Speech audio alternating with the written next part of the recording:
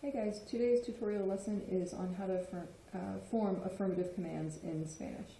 Affirmative commands are things like feed the dog, clean up your room, wash your clothes, things like that. It's when people are telling you what to do. In order to form affirmative commands, you're just going to simply use the el, ella, usted form of the verb in present tense. So basically just Spanish 1 stuff. So if, for example, if I want to tell you to eat, all you're going to do, just take off the R. Come. Come is eat. If I want you to speak, habla. And then dormir goes to duerme. So your stem changers are going to stem change, and any irregularities that it normally has in the el, ella, usted form, it will show. All right. The irregular affirmative commands are pretty easy to remember because it's just ven, di, sal, has, ten, ve, pon, se.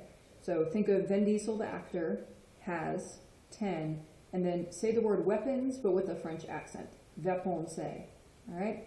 So ven is coming from the verb venir, which means to come. So if I want you to come here, I would say ven aquí. Come. All right? Di is coming from the verb decir, which means to say or tell. So if I tell you, like, tell the truth, say what you mean, it's going to be di. Okay, say or tell. Sal is coming from the verb salir, and salir means leave. So if I want you to go away or leave, I'm going to tell you sal. Sal is leave. As is coming from the verb hacer, which is to do or to make. So if I want you to do something, just do it. Hazlo. Okay, so as. Or if I tell you to make your bed, haz la cama. All right, 10 is coming from tener, which means to have. And it's hard to command people to have things, but generally what people might say is ten cuidado, which means be careful, or they might try to say ten paciencia, literally have patience. Okay? So be careful, it's that first one, ten cuidado, or ten paciencia, have patience.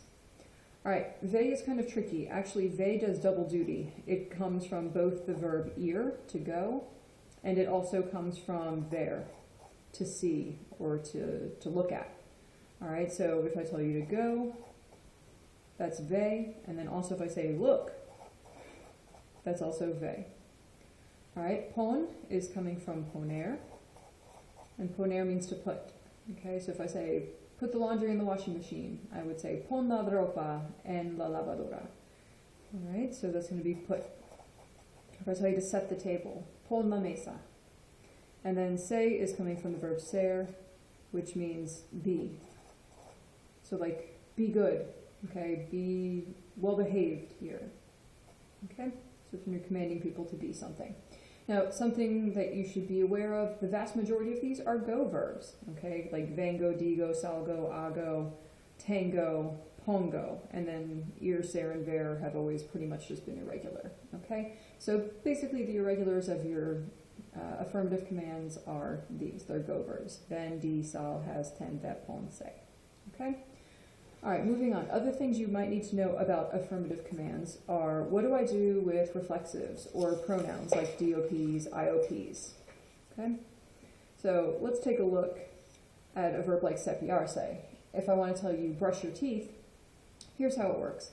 We're going to take the se, and we are going to convert it into a tu form since I'm bossing you around, and so the se is going to use te, which is the reflexive form for tu. All right, so se is going to go to te. Now I need to deal with the main verb, cepillar. Okay, so I'm just going to put it in the el, ella, usted form, which is cepilla. All right, cepilla, and then the reflexive pronoun te is going to attach to the end of it. And then I'm also going to count back 3 vowels to put my accent. So 1, 2, and 3. Accent is going to go on the I. All right, let's take a look at ponerse los zapatos, so put on the shoes. So first deal, I'm going to take the se, convert it to te, and then poner is one of my Vin Diesel verbs, so it's going to be pon, ponte, los zapatos. I could even take it one step further and say, if I've already told you like 10 times to put on your shoes, I'm going to say, put them on now. And I'm going to replace the los zapatos with a direct object, which would be los, put them on. So I might say, ponte los, and then I'm just going to attach. Okay, so the reflexive went first, then the DOP went second. When you do this, okay, mostly ponte, when it was like that, I wouldn't bother putting an accent because I couldn't count back 3 vowels. Also, the natural stress falls on the second to last syllable, which means it fell on that O, which is where it should fall. Now here, now that I've added 2, typically I would count back 4 vowels. However, the natural stress right now is falling on the E, and I always need the stress to fall on the command, meaning on the verb. So I'm going to count back and put it on the O in this case, pontelos.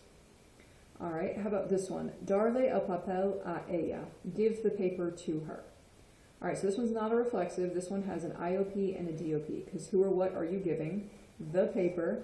That's your direct object. That's going to be lo, give it, and then to her. The lay is already in there, and then it was clarified with this a ella phrase, okay? We know that when we have lay and lo, the lay will have to change to say, okay? Now I'm going to deal with dar. I'm going to put it in LA usted form, which is just da. Then the IOP comes first, and then the DOP comes last. Da, say, lo. Give it to her. And I can keep the ea on the end if I want it. Okay? Will it accent? Yes, it will. Okay, I always need the accent to be on the command part of the verb. So I'm going to count back. It's going to go on the A. Da, say, lo. All right, the last one is going to be organizar el trabajo a los estudiantes. Organize the work for the students, okay? So here, who or what am I organizing? The work. I'm organizing it, which is lo. And then for whom am I organizing it? For the students. That's going to be les, okay? Les really should have been attached to organizar, but I just left it off for a second. All right, so if I'm going to make this a command, organizar is going to go to organiza. And then les and lo, les was going to change to say. And then lo will go on the end. Organiza lo. And now because I've attached 2 pronouns and I have a lot of syllables, I'm going to count back 4. So 1, 2, 3, and 4. Organiza lo. So the stress is going to be in the middle there. Okay? Pretty much if you're attaching just 1 pronoun, you're going to count back 3 vowels.